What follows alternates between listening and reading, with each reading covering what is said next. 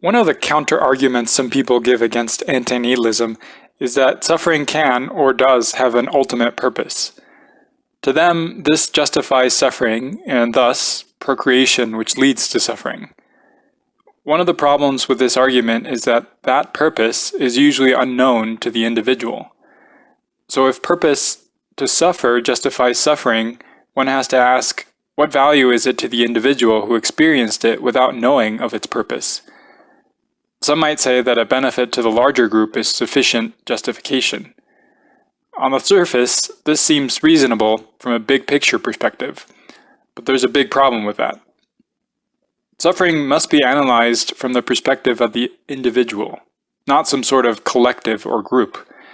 The reason for this is that all sentience is based within individuals. That's where the brains are. That's where the subjective experience lies, in the individual brain that processes information and interprets it. Multiple individuals can suffer in the same general physical area, of course, but at the end of the day, it's the individual beings who are doing the suffering.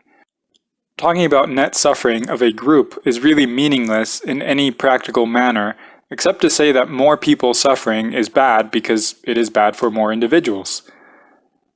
Given that, even if there is purpose to suffering, having people not know this purpose begs the question, so what?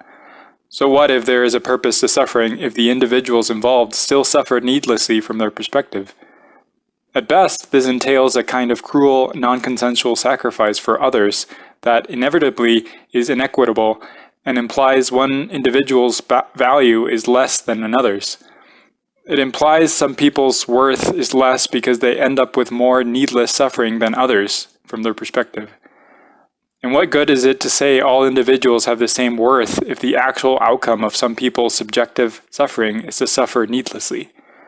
What good is that to them? How does that make them equally worthy in any pragmatic sense? Surely, if egalitarian morality is going to mean anything, we cannot weigh one innocent person's suffering as better over another's. To be clear, when I say suffering has a purpose in this line of thinking, I'm not referring to instrumental purpose for the being already in existence, such as the pain of physical exercise yielding better health in the future.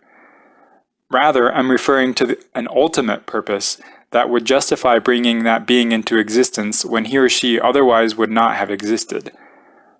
This kind of purpose inevitably involves the suffering of an innocent being because no newly created being is morally guilty of anything when they first come into existence, especially considering this existence is obviously caused without their consent. Of course, the argument I make here, questioning purpose as a justification for procreation, has certain implicit assumptions. It assumes the individual ceases to be sentient upon death. That is, there is no chance of him knowing of any future benefit to his suffering after he dies. It also assumes the individual is only sentient after being conceived, not before. These assumptions are admittedly ultimately unprovable, but they're also not unfounded. Given what we know about neurobiology, they're not unreasonable.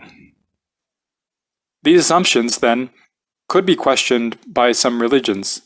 A podcast I recently listened to brought up something interesting along these lines. As a metaphysical exercise, let's consider the question of whether antinatalism would still be valid if everyone went to heaven after death, for example. That is, everyone's suffering would eventually be seen as ending in eternal benefit. One could argue that, no, it still does not justify existence because innocent, non-consensual suffering still occurred, no matter what their reward later, and the ends don't justify the means because the means were so cruel.